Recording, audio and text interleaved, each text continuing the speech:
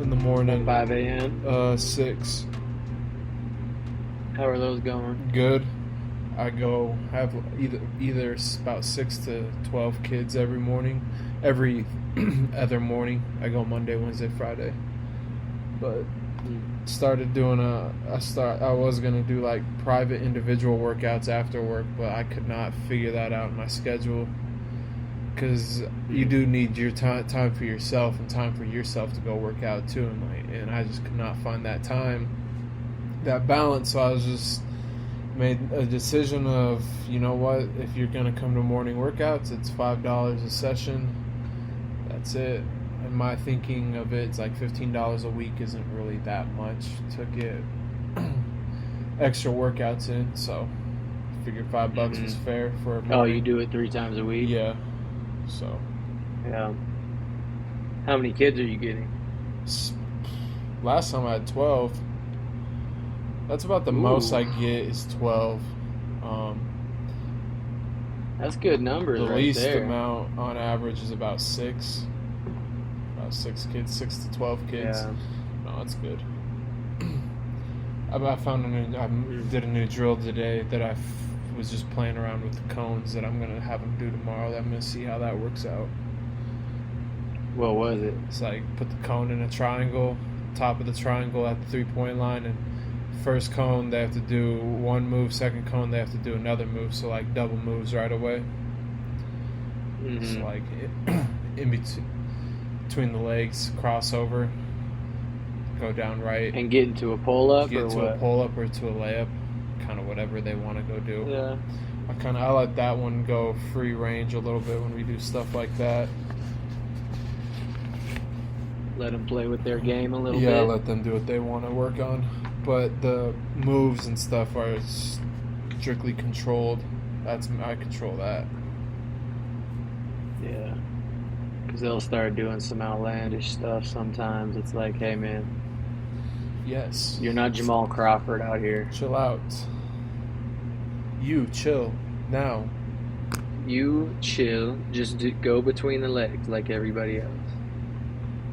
You always get that one kid at like camp or something like that thinks, oh, I can do this. I'm gonna put a little sauce to it. No, bro.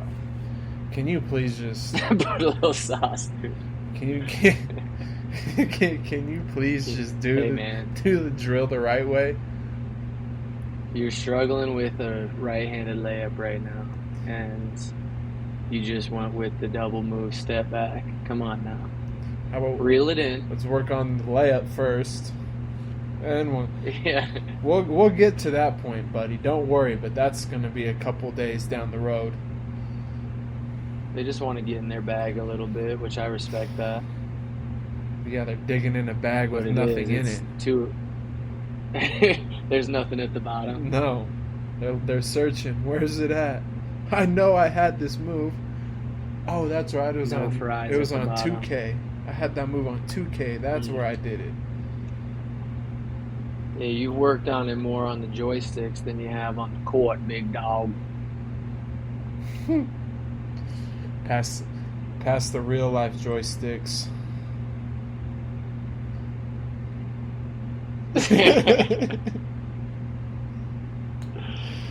Okay. Alrighty. Episode 17. Is that right? That's crazy. Episode 17. Moving on up in the world. It's a little later in the week. It's going to be a quick one. Yeah, it's going to be a quick one. A little later in the week with the finals going on and all that stuff.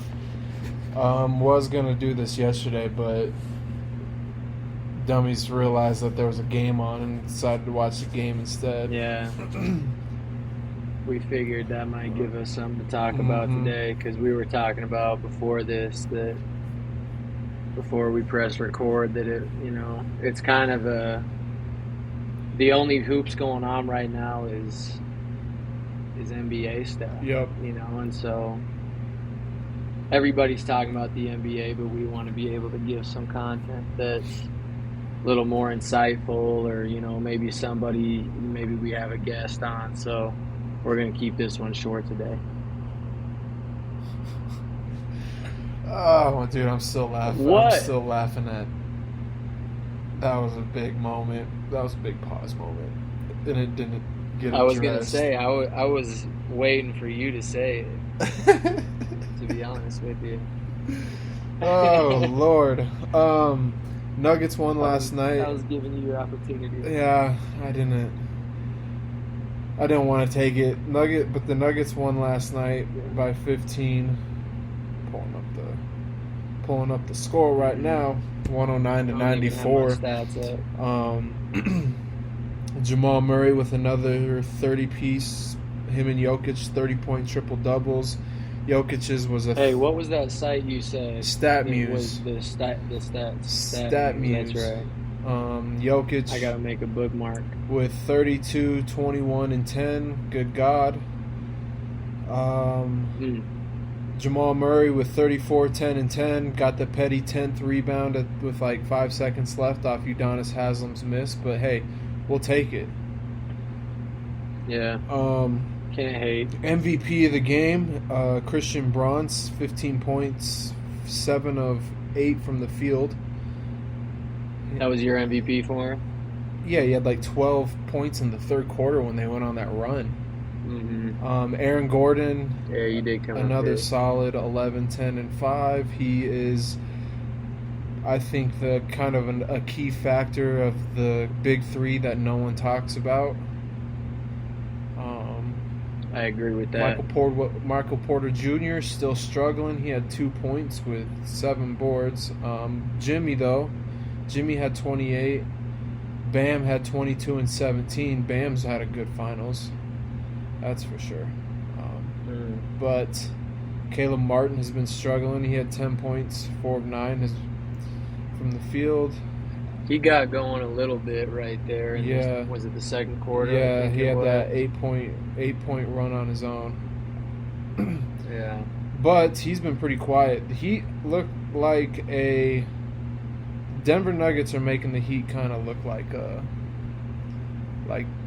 8th seed, the playing team that the Heat were coming into the playoffs. What do you think that is? Just struggling to find that second scorer or the third scorer. Who's going to be the third guy? You know what Bam and Jimmy are going to give you, but for like the Nuggets, you know Jamal and Nikola are going to give you something, but it's either going to be Bruce Brown giving you something, Braun giving you something, Aaron Gordon, Michael Porter Jr., Caldwell Pope. Like, they have all these other dudes that can score, but that are good role players. I just think Miami just out of, like, pure talent is running out of pure talent. I think where Miami looked good was when they were kind of putting Jimmy Butler in the pinch post area, kind of short corner, mid-range post area, and they were running a guard at him and setting like a little down screen ball screen at him, and he was just getting that switch and working out of that pinch post ball screen and just shooting over the top of guys. And then he was also making the right reads. But that's when I thought they were doing well and kind of controlling the shots they were getting on the offensive end, because I think, to your point, they have guys that can do it, but I don't feel consistent about the guys that might be their secondary or maybe third playmakers on the floor. Yeah, agreed. Whereas the Nuggets, I do. Sometimes the lights get too big. Like, that's a real thing. Lights get too bright. But Game 4 will be interesting because really that was a good game for the first half. Like, it was 37-33. The Heat were starting to go on that run, and then Jamal Murray hit a big three to kind of keep it close. But it was like, it felt like any given moment that could have been the Heat's game to win. It'll be interesting to see.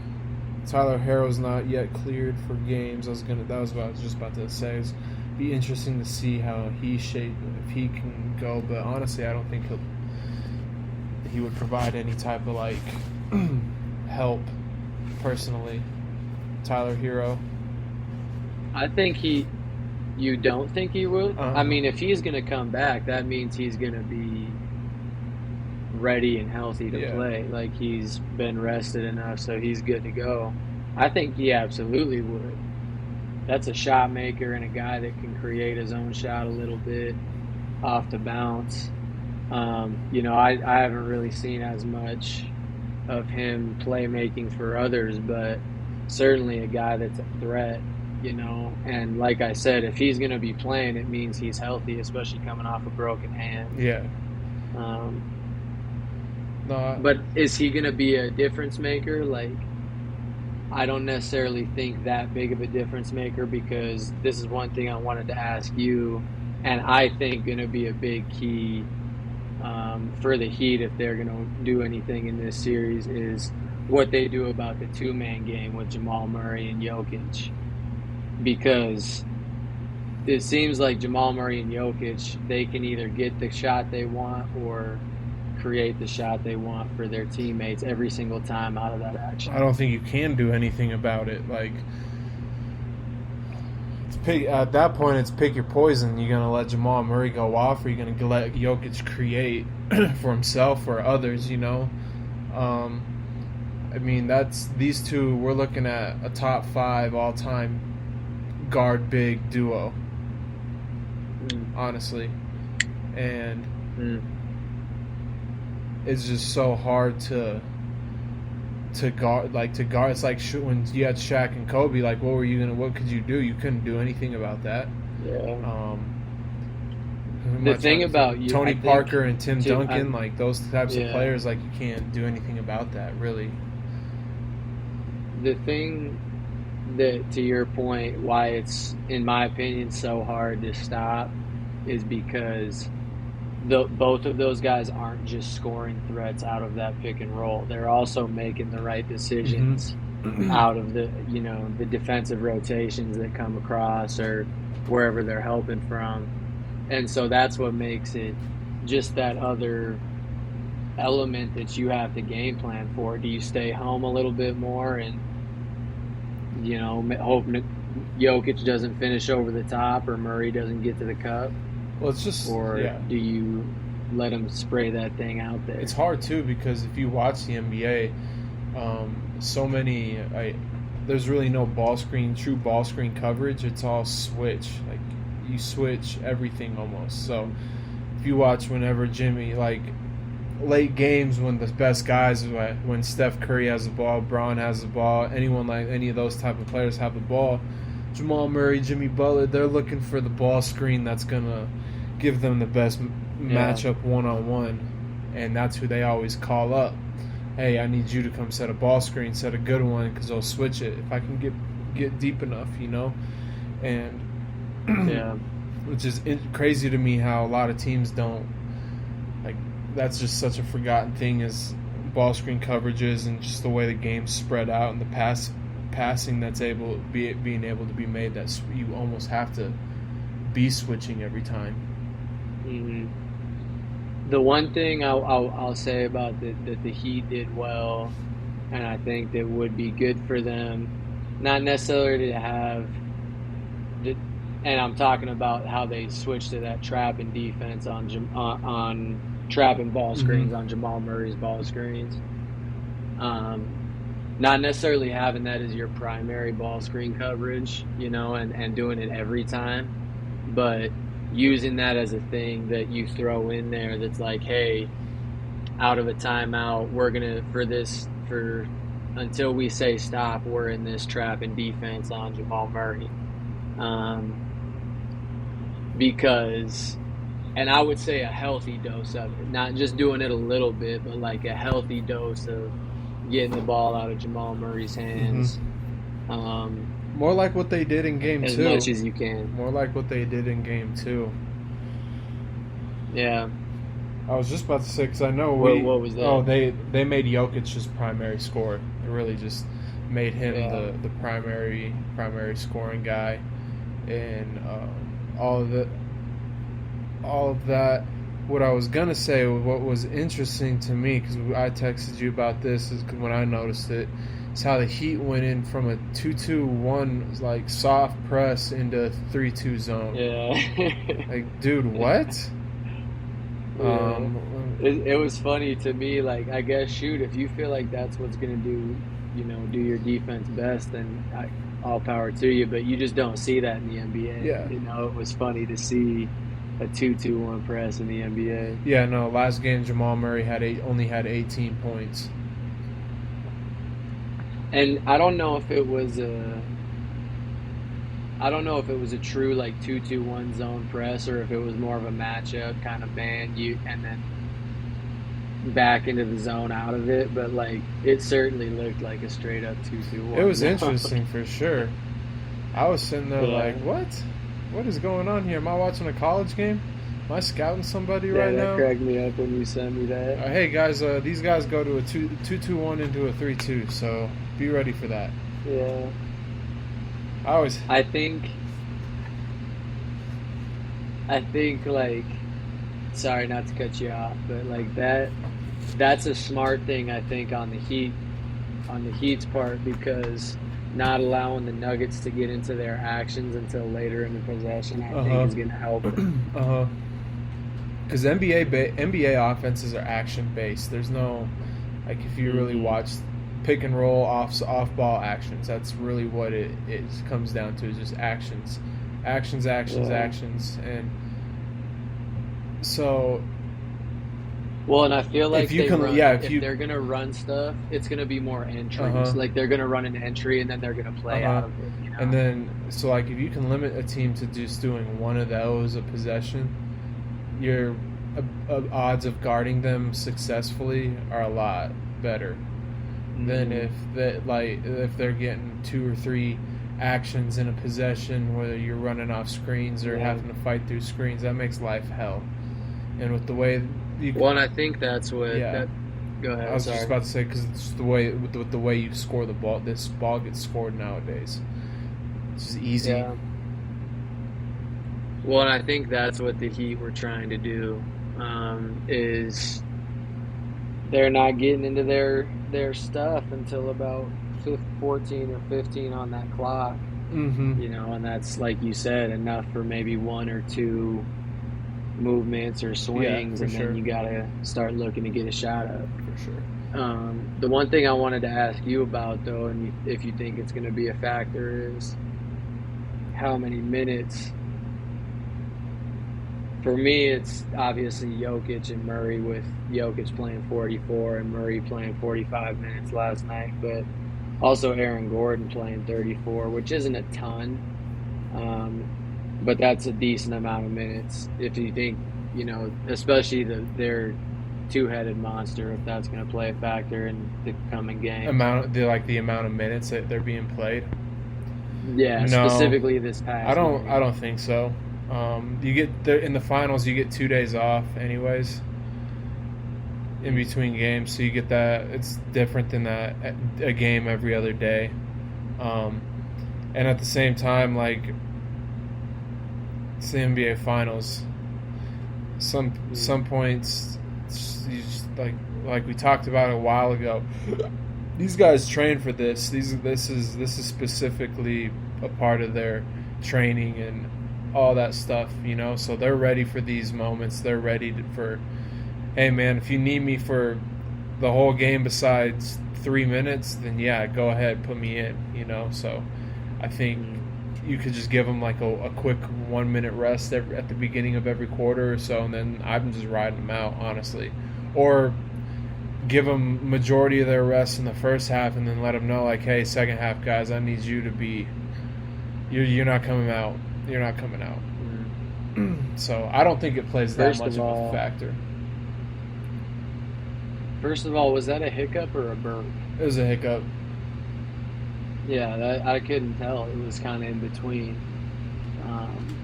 But no, to your point, it's I think it's crunch time and it's winning time, and I think both Jokic and Murray understand that, and they certainly play like it. Like, I didn't notice a ton of decrease in the intensity of their play amongst those extended minutes. You know what I mean? Yeah. So I think it might play, and I think to your point, they're going to be smart about the way they sub with those guys in the coming games, especially specifically Game 4. Yeah.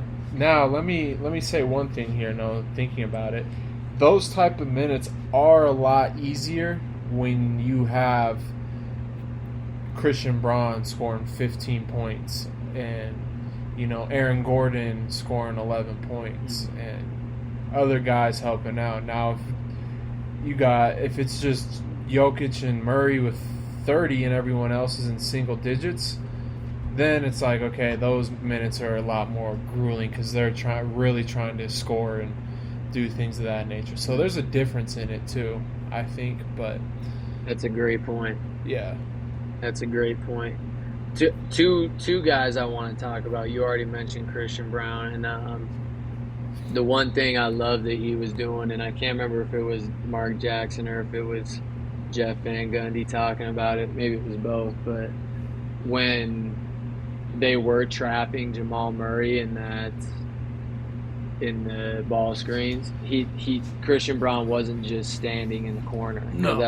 Like he was really flashing into those areas where he's a second outlet for Jamal Murray. So, and then scoring it and finishing the play.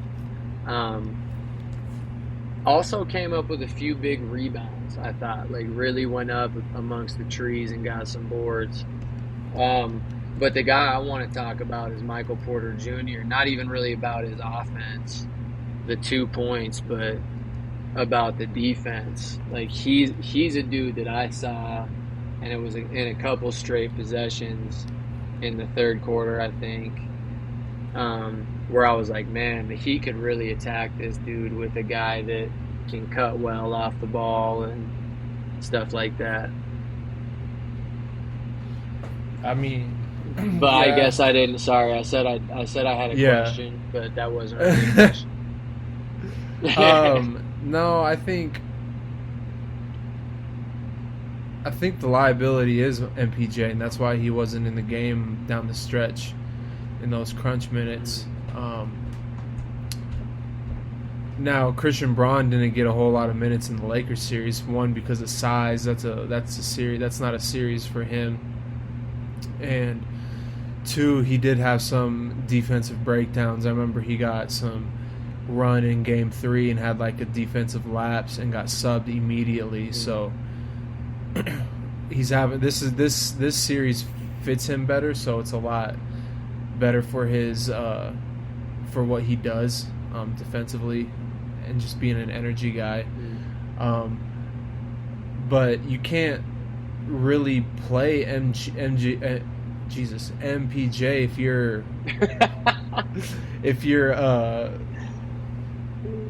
if he's not shooting well. If he's broke, then what good? There's really no use for him to be out there other than he's tall. But what more does? Especially when he's not scoring. Yeah. When he's not scoring, it's what are you doing?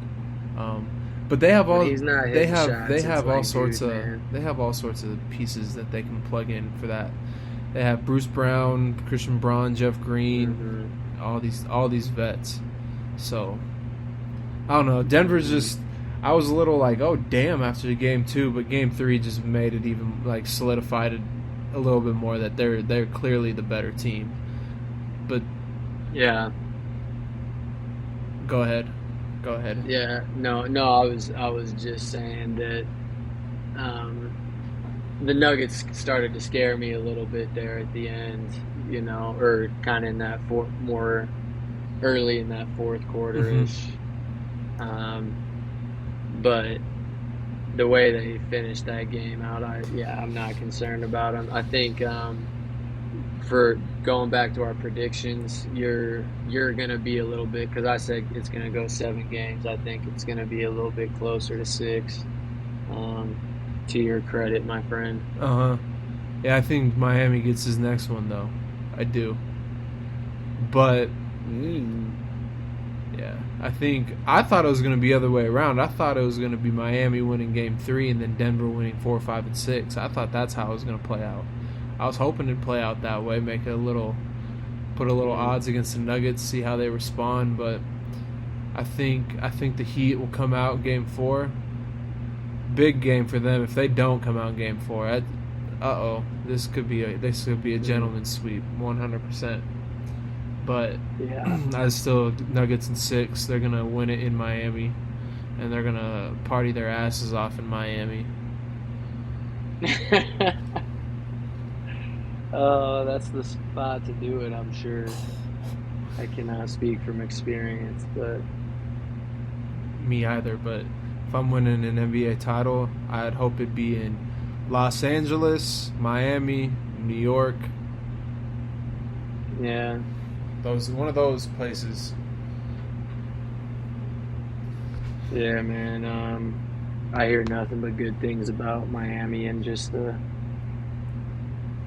enjoyable scene out there. The vibe in Miami, Vice City. So The vibes. The vibes. Oh, the vibes. Good vibes out there. So I've been told. I was going to ask Shout you out this. my guy Diaz, but I'll go out and see you one of these days. If you listen, Diaz. I was going to ask you this. I saw this right before.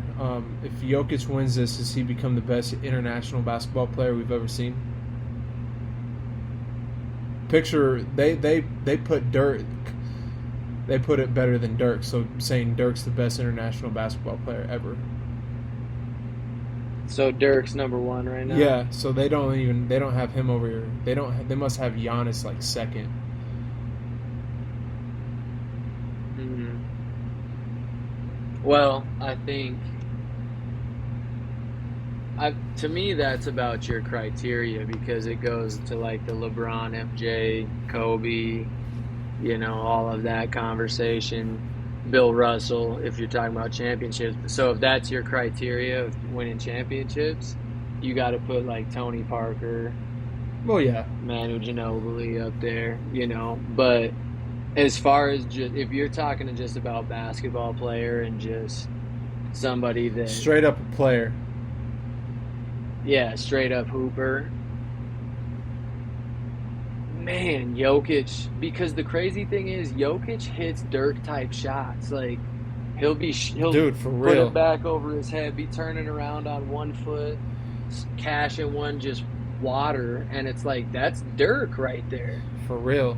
But I mean, just maybe it's just in the moment, but I have a hard time not agreeing with that.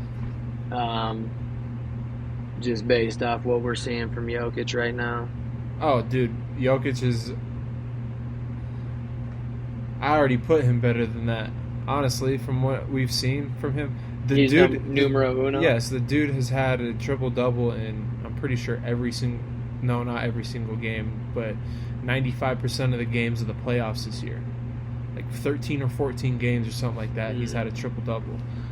He's averaging a triple-double throughout the whole playoffs. He scored 10 points and had 10 assists in game 1 and ended up with like 27, 14, and 10. So yeah, his ability to do everything is crazy for how big he is. Okay, but too. real quick, isn't Tim Duncan Jamaican? Dominican Republic, I think. Hold on. I think he's either Jamaican. Yeah, you're right.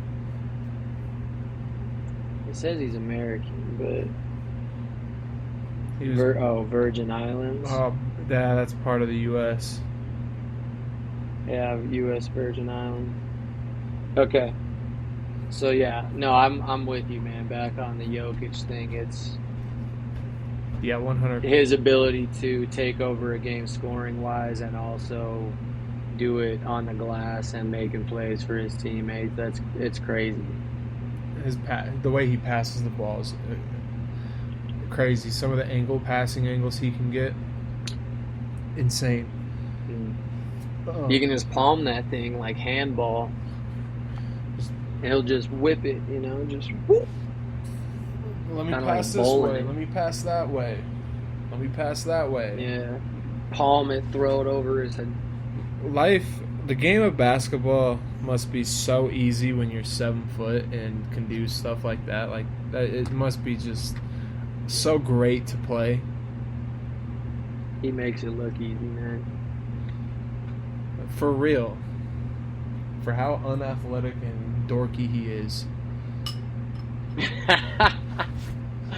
Bro, he pirouettes around like a ballerina. They though. did. Like, he just is so light on his feet.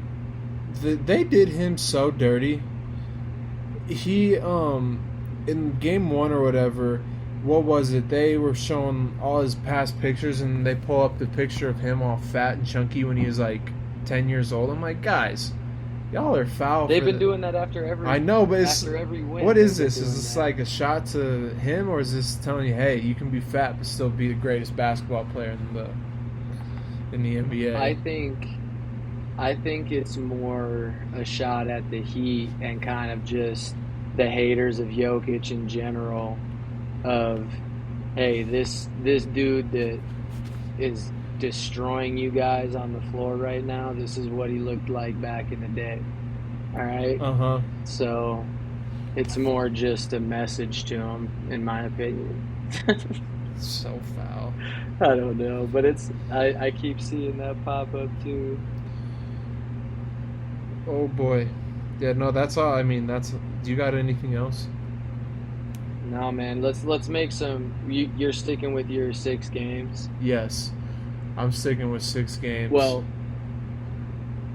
in my opinion, I'm gonna feel bad. I'm gonna feel terrible if it does end up going 7. But since we both think 7 games is not happening, I'm just gonna say 5 just for shits and gigs.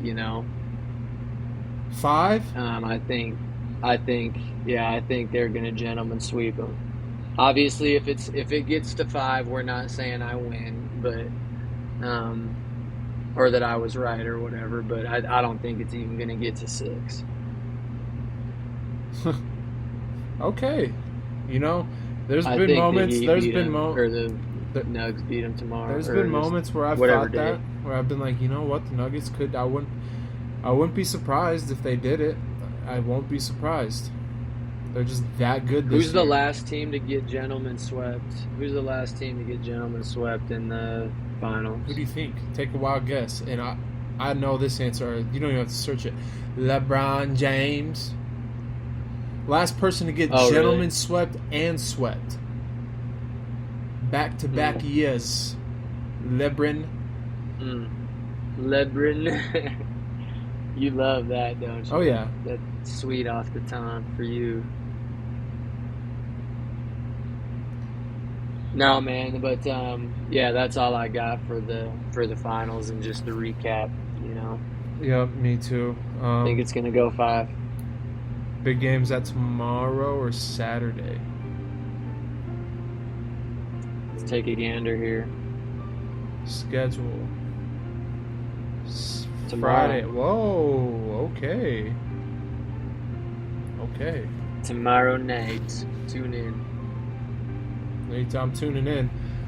You guys tune in here. Like, comment, subscribe. Spotify, iHeartRadio, Apple Podcasts, YouTube. Let us know. Keep subscribing. Everything. I already said subscribe, but keep subscribing because that goes up all the time. It's cool when we get new subscribers. So just, We love seeing that. click the subscribe button. Other than that, Kitchen Hook Podcast, that's all I got. Peace. Coming in hot, episode 17. See y'all later.